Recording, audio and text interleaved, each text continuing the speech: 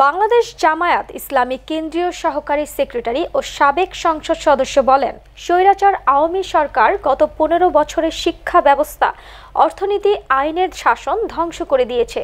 মানুষের মানবাধিকার, বাকস্বাধীনতা ও ভোটের অধিকার কেড়ে নিয়েছে। দেশের মানুষ ন্যায় বিচার থেকে বঞ্চিত হয়েছে। শেখ মাহবুব আলমের রিপোর্ট। বাংলাদেশ জামায়াতে ইসলামী রূপসা উপজেলা শাখার কর্মী সম্মেলনে শুক্রবার সকাল ৯টায় রূপসা রেল স্টেশন মাঠে অনুষ্ঠিত সভায় প্রধান অতিথির বক্তব্যে তিনি একথা বলেন।